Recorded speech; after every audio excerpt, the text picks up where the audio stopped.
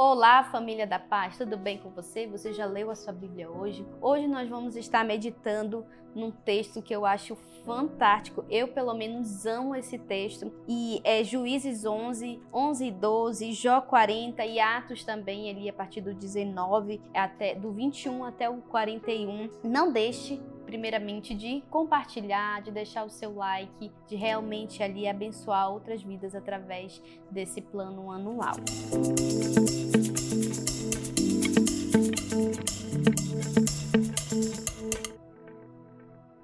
E eu quero ler aqui para vocês o livro de Juízes. Esse texto ele é bem extenso, mas ele tem muito a nos ensinar. E vai falar ali, vai contar a história de um homem chamado Jefté. Ele era israelita e eu acho muito legal esse texto porque realmente me encoraja a aprender tanto com a vida desse homem, tantos erros, tantas coisas que ele fez precipitadamente, mas que nos encoraja a não seguir o mesmo exemplo, a sempre avaliar o nosso coração, as nossas motivações, aquilo que de fato glorifica a Deus. E eu vou ler somente o começo desse texto, que ele vai dizer assim: Era então Jefté, um gileadita, homem valente, porém filho de uma prostituta. Gileade gera a Jefté. Gileade aqui era o seu pai e ele era aqui filho de uma prostituta, e esse texto vai dizer que Jefté, ele foi atrás ali da sua família, dos seus irmãos, e conta-se esse texto que quando ele chega lá, ele é rejeitado pelos seus irmãos. Os seus irmãos ali pedem para que ele vá embora, expulsa, pelo fato, talvez aqui como o texto diz, né, talvez aqui esse pai tinha um filho ou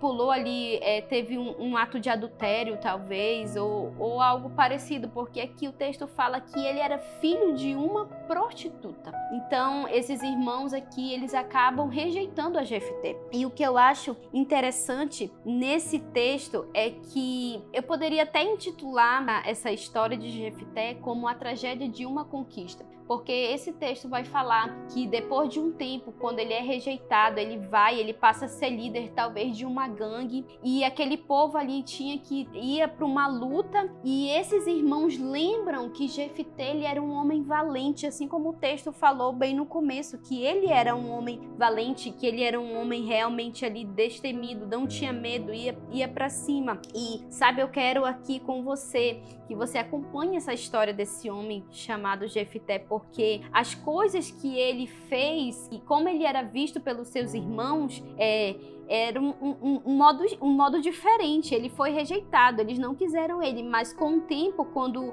veio a guerra, eles lembraram de Jefté. Nossa, tem um homem que é valente, que é um homem destemido, vamos até ele. E eles vão até ele, fazem esse convite a Jefté, e Jefté faz uma pergunta dentro desse texto, ao qual você vai ler ali. Ele pergunta assim: o que eu, parafraseando aqui, o que eu vou ganhar se eu ganhar essa luta? Eu posso ser o líder de vocês?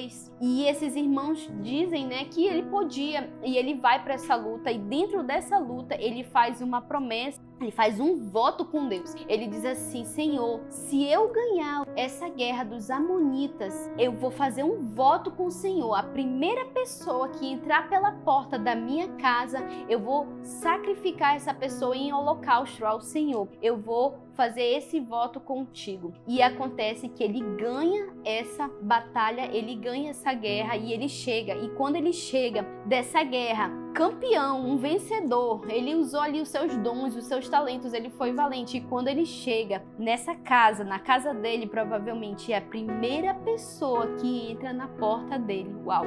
Era sua filha, a sua única filha. O texto diz que ele só tinha uma filha. E quando ele vê aquela filha entrando pela porta, a palavra de Deus diz que ele rasga as suas vestes e ele começa a chorar, dizendo: ah, minha filha, você é o motivo da minha angústia. Meu Deus, que forte. Ele fez um voto com Deus, talvez precipitado, talvez querendo ali conquistar, talvez querendo reconhecimento daqueles irmãos, e ele acaba ali sacrificando a filha dele. O texto não vai dizer se ele a matou, mas a gente entende de holocausto, né, de sacrifício, isso, e conta-se que ela pede para ele, para ela ir chorar a sua amargura ali, subindo ali a montanha de Israel, para realmente fazer cumprir aquele voto com Deus, de tudo aquilo que havia acontecido, de toda aquela promessa que ele havia feito. E ali conta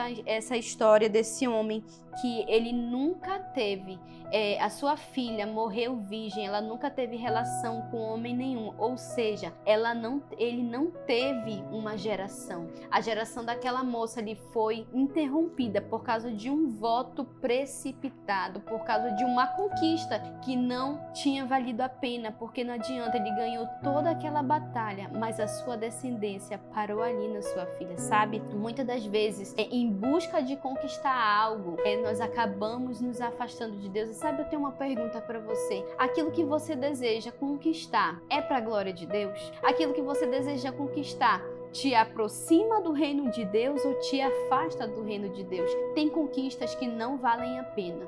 Tem conquistas que é melhor serem abortadas. Tem sonhos que é bom serem abortados, porque tem conquistas que não valem a pena, que nos afastam de Deus. E sabe, eu aprendo muito com essa história, mas nós podemos ver o detalhe dessa história e ler e aprender a realmente fazer votos com Deus que não prejudique a nossa descendência, que não prejudique a nossa geração.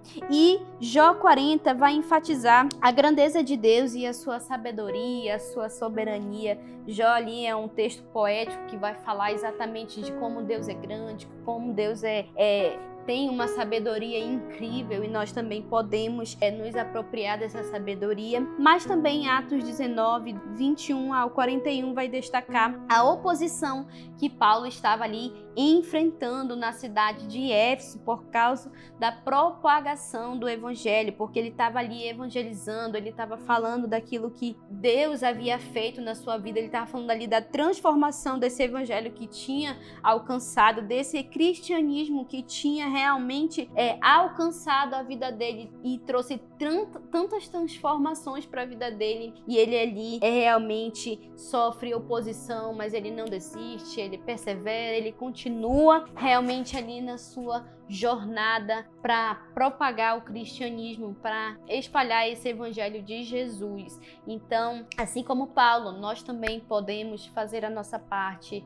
Vamos sofrer muitas das vezes esse tipo de oposição, mas mesmo assim nós podemos olhar para esses homens que foram grandes homens de Deus, homens humanos como nós também, que não desistiram, que concluíram a sua carreira, que realmente perseveraram, e nós também, como filhos de Deus, nós podemos, como discípulos de Jesus, nós também podemos continuar a jornada do cristianismo, da propagação do evangelho. Eu espero que esse vídeo tenha abençoado você. Não deixe de compartilhar, não deixe de enviar esse link para alguém, de curtir também. Abençoe a vida de outras pessoas também, e que Deus abençoe você.